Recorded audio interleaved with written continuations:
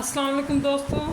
तो आज मैंने ओखला एक लोकल यूट्यूबर है ओखला के, उनकी वीडियो देखी और वीडियो जब देखी तो उसमें ये बताया जा रहा था कि मुरादी रोड पे जो मकान बने हुए हैं और खिज़र बाबा का जहाँ दरगाह है वहाँ आसपास की कॉलोनियाँ टूटेंगी और वहाँ पर आज यूपी गवर्नमेंट के सिंचाई विभाग ने उनको नोटिस चस्पा कराया गया और तो उसके विरोध में वहाँ कुछ लोग जो है जमा हो गए। बूढ़ी अम्मा भी थी, कोई अब मैं तो जानती नहीं हूँ, बहरहाल कोई थी। लेकिन भाई मेरा उस पर अपना जो मानना है, जो सच्चाई है, क्योंकि मेरी शादी भी वहीं हुई थी मुरादी रोड पे ओखला में। 1999 में मेरी शादी हुई थी। तब वहाँ पर ये झुग्गी झोपड़ियाँ बनी हुई थी, जो कच्चे पक्के मकान, तो और जो पक्के भी मकान थे और अपार्टमेंट भी छोटे छोटे बने हुए थे।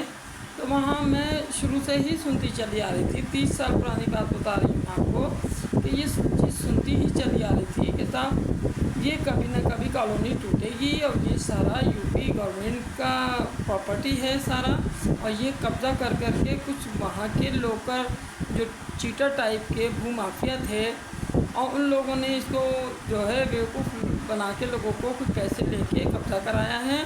पेपर वगैरह दिए नहीं इसके, ये बात सच है कि ना कोई उनके पास पेपर है। वो बात अलग है कि अब तक तो इतना साल हो गए रहते हुए लोगों को, तो लगभग ही 60 साल पहले कॉलोनी बसाई गई थी और मेरी शादी तो अभी 25-26 साल पहले ही हुई थी।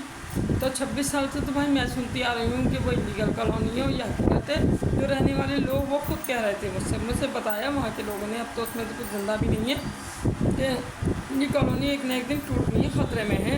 जब तक रह रहे हैं हम लोग रह रहे हैं यहाँ पे, और ये बात पक्की है। लेकिन आज जब भाई 60 साल के बाद, 60 साल आपने गवर्नमेंट ने, यूपी गवर्नमेंट ने आपको मौका दिया, दिल्ली के अंदर आपको फ्री में जगह आपने कब्जा ली, कैसे कैसे करके आपको गवर्नमेंट ने मौका दे दिया कि रहने दो, गरीब लोग हैं, तो तब तक आपने पैसा क्यों नहीं जोड़ा साहब?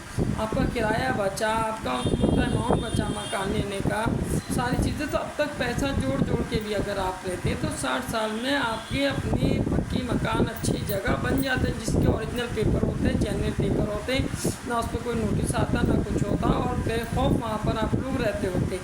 तो आप क्यों फड़फड़ा रहे हैं ओखला वालों? क्यों फड़फड़ा इतनी हो रही है? क्यों किया था ज़मीनों पर कब्जा सरकार की? भाई सरकार अब नए नए प्रोजेक्ट ला रही है, तो जाहिर सी बात है अपनी प्रॉपर्टी अब खाली कराएगी वो। अब खाली करने में दर्द क्यों हो रहा है? बदमाशी क्यों दिखा रहे हो? वो नगर दी क्यों? लिहाजा